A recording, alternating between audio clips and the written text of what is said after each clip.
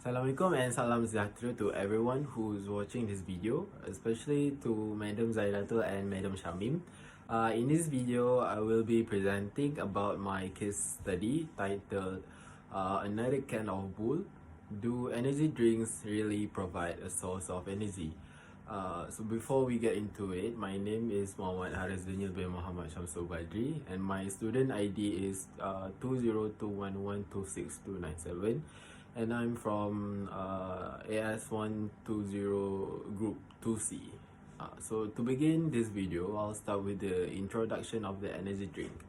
So energy drink is a beverage that contains high levels of stimulant ingredient, usually caffeine, as well as sugar and often supplements such as vitamins or carnitine. It also promoted as a product capable of enhancing mental alertness and physical performance.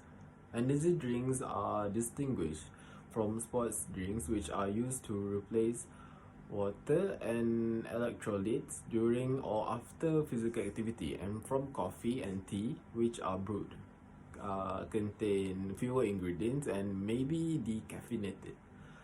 So differ from soft drinks, which either do not contain caffeine or contain relatively small amounts of caffeine. So these are the ingredients contained in a regular energy drink, which are caffeine, water, sucrose, glucose, citric acid, taurine, niacin, calcium pentotenate, pyridoxine hydrochloride, vitamin B12. Moving on to the first question, which is when we say something gives us energy, what does that mean? And what is the biological definition of energy? So energy in biology refers to the ability to produce change. In biology, such change could include movement of a load, breaking of a chemical bond, or heat. So an ATP molecule is like a rechargeable battery. Its energy can be used by the cell when it breaks apart into ADP, which is adenosine diphosphate and phosphate, and then the Werner battery. ADP can be recharged using new energy to attach a new phosphate and rebuild ATP. And then energy is formed when the bond between the last two phosphates in ATP is broken. Next question is how is food used for energy? So cellular respiration can be defined as a complex process in which food molecules or organic molecules are broken down to harvest chemical energy, which is then stored in the chemical bonds of ATP. When the carbon hydrogen bonds of glucose are broken, electrons are being transferred to oxygen, and then the transfer of electrons during chemical reactions releases energy stored in the food molecules. Hence, this released energy is used to synthesize ATP. This is how food used for energy. So the next question is, what is the nature of ingredients and its physiological roles in human body? The first one is caffeine, which is mild central nervous system stimulant. It increases activity in your brain and nervous system. It also increases the circulation of chemicals such as cortisol and adrenaline in the body. The next one is water, which is solvent. It is essential for physiological processes. The third one is sucrose, which is simple sugar. It provides your body with the energy required to perform physical and mental functions. The fourth is glucose, which is also simple sugar. It provides the fuel for physiological brain function through the generation of ATP. The foundation for neuronal and non-neuronal cellular maintenance, as well as the generation of neurotransmitters.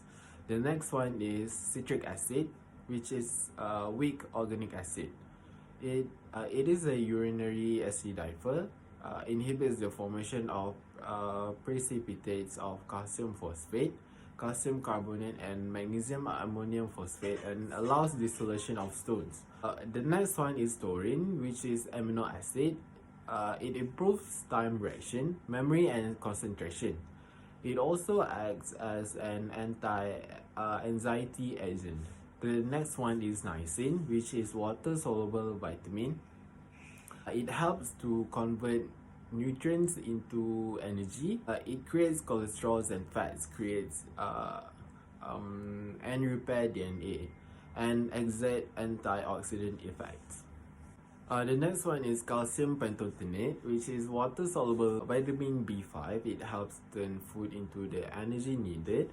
It's also important for many functions in the body, especially making and breaking down fats.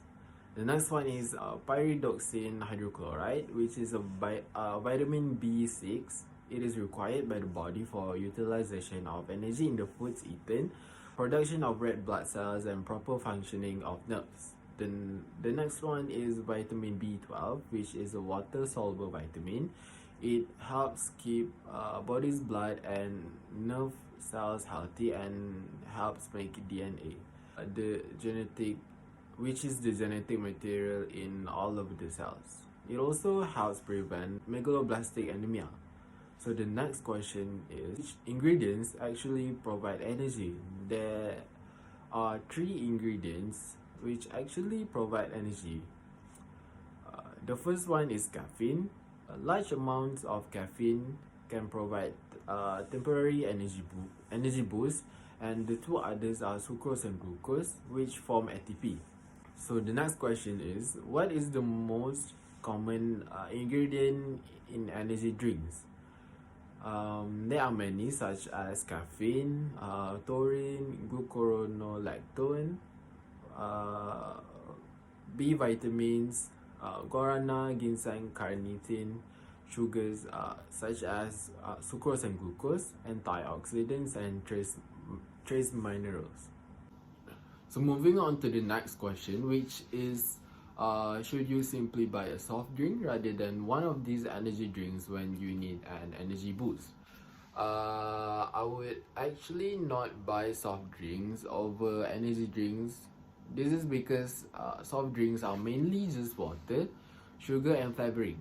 They basically do nothing for the body, as they are just plainly to taste good to the taste buds. As for energy drinks, they replace fluids that are lost during activity.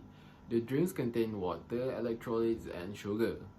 Energy drinks also contain caffeine, sugars, and other ingredients that increase stamina and boost the energy. Apart from the reasons, I would also choose energy drinks to boost my energy because they are high in caffeine. They have less sugar than the soft drinks. They also have ingredients that provide and boost energy. They also contain amino acid and vitamin B. While soft drinks, they are actually low in caffeine. They have more sugar. They don't have ingredients that provide energy. They also contain flavorings and carbonated water. So why choose energy drink? Because it increases mental alertness by improving brain function. It helps people to function when they are sleep deprived or tired. Apart from the benefits, they also have negative effects such as insomnia. It also causes blood sugar to spike, resulting to diabetes. It also contributes to heart problems, dehydration, and increases blood pressure. So to conclude, energy drinks can be consumed for students, workers, or anyone who needs extra energy to do work, especially athletes, but they have to drink in moderation. Energy drink also has equal short-term advantages and long-term disadvantages. So these are the references I have referred to in order to complete the case study. Thank you for watching and have a nice day ahead.